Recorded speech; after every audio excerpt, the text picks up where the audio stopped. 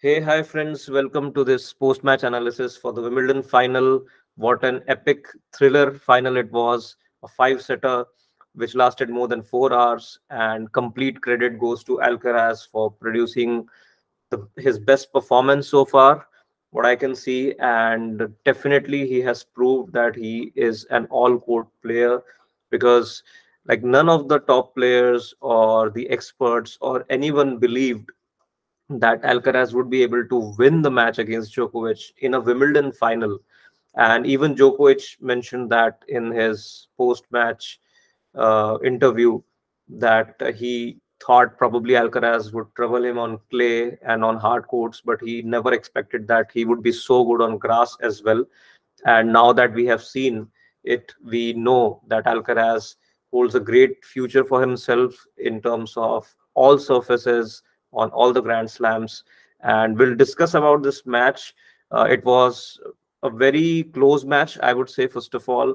And it looked like Djokovic would run away with the match when he got the first set so easily. And even on the second set, even though he suffered an initial break, but then he got back. And in the tiebreaker, he was ahead 3-0, and then also he had set point at 6-5, and he had a relatively easier shot, like the shot that he missed was an unforced error, and he missed it twice at 6-5 to hand over a set point to Alcaraz, which Alcaraz took.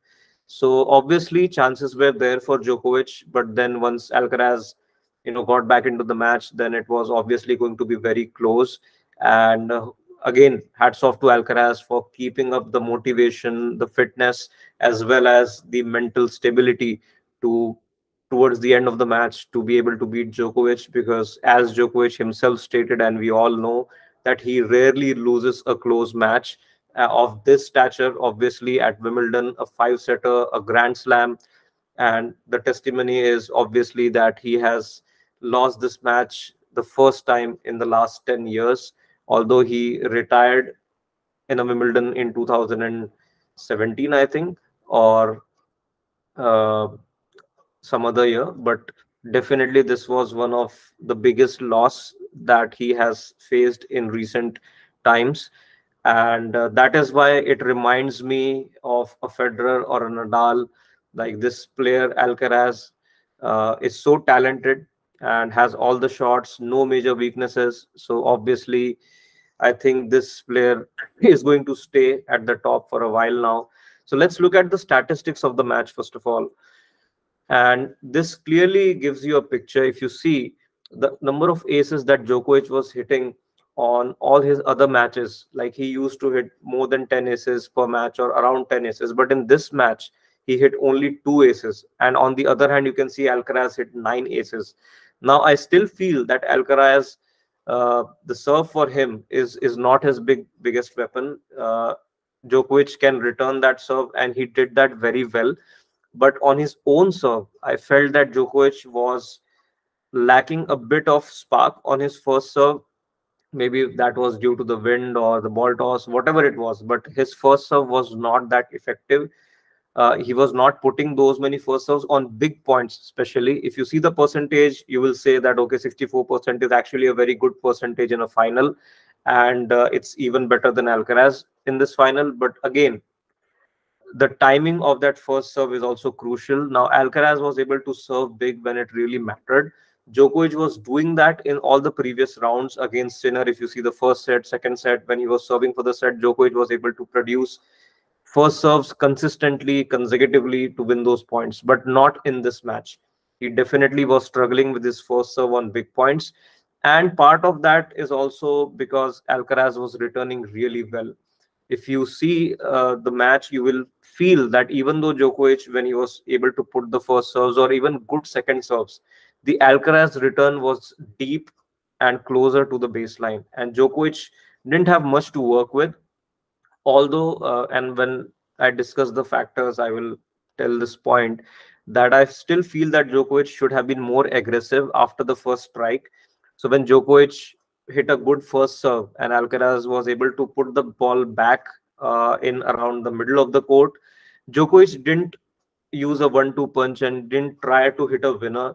He was more, trying to rally with Alcaraz.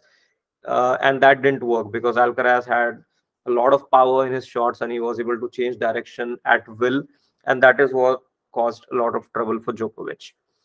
So if you see the other stats, I think the tiebreak won by Alcaraz again speaks volumes of his mental stability and his attitude, because Djokovic hadn't lost a tiebreak for a while. His record, whether it was French Open or Wimbledon, the tiebreak record was excellent. He rarely loses a tiebreak. And to make a comeback in the tiebreak after being love 3 down and then 5-6 down, saving set points, that was really amazing. Okay. And to hold your nerve in the fifth set, again, credit goes to Alcaraz for that. So close match, as you can see, receiving points won is more for Alcaraz. Total points won, just 2 point difference is there, and games won were also pretty similar. It's the same. Seconds of points won also same. So most of the statistics are very similar. So it clearly shows you how close the match was. But there were a few key factors that led to this loss for Djokovic. So let's discuss those. So as I mentioned, that Djokovic's first serve was not that effective in the match. After the first set, he was missing a lot of first serves in the first few games when he got broken, like consecutively not making first serves. And even when he was making a first serve, Alcaraz was returning the ball in the middle of the court. So it was not like Djokovic could get free points. He still had to use the 1-2 punch, be aggressive and come to the net, but he didn't do that. He was more sort of trying to rally and construct the point. And this strategy completely didn't work against Alcaraz, because when he was in a rally, Sinner also was having the same tactic of using his power. But what Alcaraz was able to do was he was able to mix the power along with some variety. He was able to use the slice. He was also able to vary the pace by giving some loopy balls to Djokovic. Clearly, Djokovic struggled with that. And the conditions were a bit windy as well. So all these factors combined, it led to Djokovic being uncomfortable in the rallies, and it clearly gave an upper hand to Alcaraz. But it all started with the first serve. If Djokovic would have used his first serve to good effect and used the 1-2 punch, be aggressive, and come to the net, all these things would have not happened, at least on Djokovic's service games, which I felt were not up to the mark in terms of his current reputation. As I mentioned, change of pace did work well for Alcaraz. In the first set, he was playing more like the same pace, but in the second set and onwards, he started using a lot more slices and different looks to Djokovic. And as we know that although Djokovic doesn't have a major weakness, but he doesn't like a lot of variation of pace and no pace. So one of the matches come to my mind, if you guys remember, a US Open match with Monfils and Djokovic, where Djokovic, I think, really struggled in that match because Monfils was just not giving any pace to Djokovic. If you see that match, it's very strange. Monfils was just putting the ball back without any pace, and Djokovic didn't know what to do with that, whether to be aggressive or try to continue the rally. And that a similar thing happened yesterday, not to that extent, but Alcaraz mixed it well. So Djokovic wasn't sure whether he needs to be aggressive and go for a winner or he should continue with the rally. And because Alcaraz can change the direction and change the pace of the shot, Djokovic wasn't sure whether he could continue in the rally, because one big shot from Alcaraz and the point could be over, right? So it was very difficult for Djokovic to have a strategy to the lack of pace or the variety of pace that Alcaraz brought to the picture. Alcaraz's return of serve was top notch. That is one of the key factors in this match, because if you see the number of aces for Djokovic, it's just 2. And the first serve points won percentage was also around 60-65, which is less and which is low percentage for Djokovic, I feel.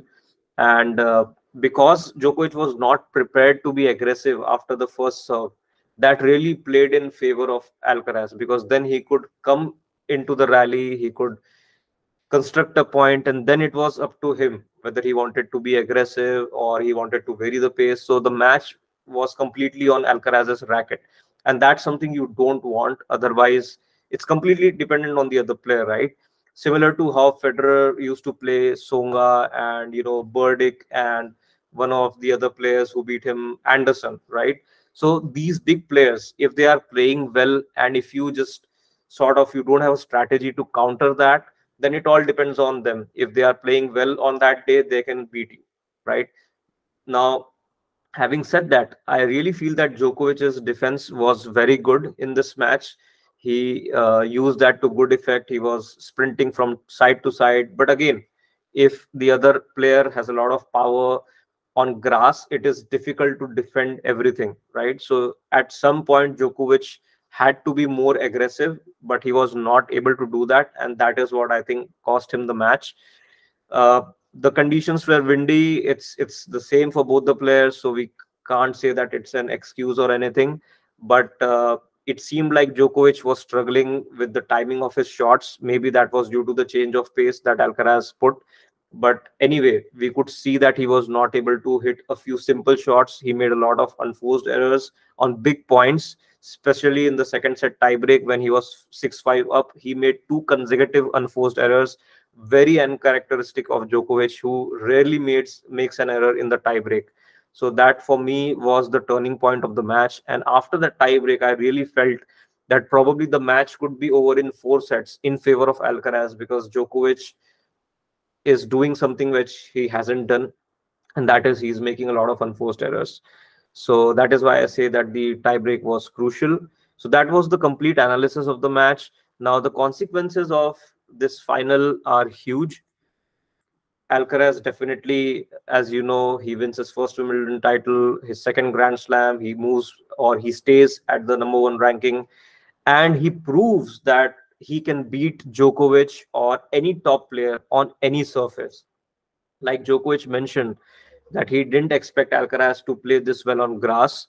I really feel that now that Alcaraz has proved it against Djokovic, a player of such mental ability in a final, in a five-setter, he has proved that he can stay fit for that long. He has proved that he has control on his nerves, and he has proved that he can continue hitting good shots and continue his form for that long. So all that combined, I think Alcaraz can win all the Grand Slams on all surfaces in the coming years. Once Djokovic and Nadal retire from tennis, I think Alcaraz would be the man to beat for the next few years. As I mentioned, Djokovic has lost this match like for the first time in a few years. He was on a good grass court match winning streak, Grand Slam winning streak. Already he had won Australian Open and French Open this year. So definitely something for Djokovic to think about if he wants to win another Grand Slam. And if he has to face Alcaraz, he definitely needs to find a different strategy to beat him. What I think personally is that he needs to be very aggressive, uh, or more aggressive when he plays Alcaraz, depending on the surface. On grass, he definitely needs to be more aggressive. Otherwise, Alcaraz can hit powerful shots all day long.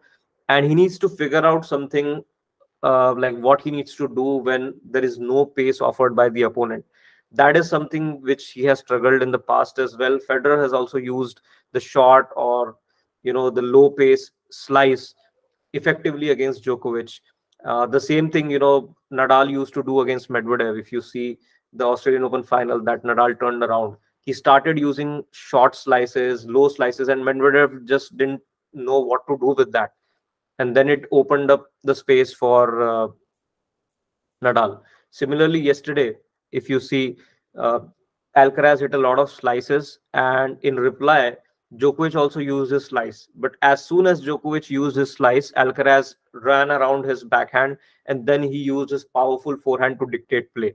That is what we expected that Alcaraz might do, but probably Djokovic didn't have an answer for that in yesterday's match. But he can get an answer. He can analyze what went wrong, or what could be the strategy to counter that change of pace and use of slice by Alcaraz. And also on his first serve and second serve, I feel if Djokovic hits a good serve, he needs to be more aggressive on the next shot and try to close the point as soon as possible. We saw that with Nadal and Federer. As they turned older, they changed some things in their game. They became more aggressive, especially Nadal. If you see his match in 2005, 2006, and if you see his match in 2018 or 19, you can see the difference completely, especially at the US Open, where Nadal is so aggressive. So the same thing I think Djokovic needs to adapt. He can definitely do that. He has a good backhand. He has a good change of direction. He has a good serve. It's just that he needs to change his tactic a little bit, not against anyone else, but against Alcaraz, because he knows that his game, his usual game, may not be good enough if Alcaraz is playing well. So that is something to take away from this final. And as I mentioned, what Alcaraz has done yesterday is a very, very big achievement. And that actually opens the door for him for all the other tournaments that he is about to play. If he can continue to be fit, motivated, and consistent, I have used these three words, these are very important, then he could be in the same league as the big three and he can win multiple Grand Slams. He can even get close to the count of 20 Grand Slams. That's what I feel, if he stays fit for the next 10 years, if he stays consistent, and if he stays motivated, because he has already achieved so much that it's natural for a player to lose some sort of motivation, right? So he still needs to be motivated enough for few years, the same way Federer and Nadal have done and Djokovic have done. So let's see what happens. But very interesting next a year and a half for tennis, where Nadal would make a comeback from injury, Djokovic is playing well, and then you have Alcaraz, Sinner, Zverev, and the other players who are also playing really well. So we cannot guarantee a single winner for the next 1.5 years until Djokovic and Nadal are playing. And that's what I feel, that this will be really interesting. And it's hard to predict who will rule the Grand Slams for next couple of years. So let's see what happens. And thank you so much for watching.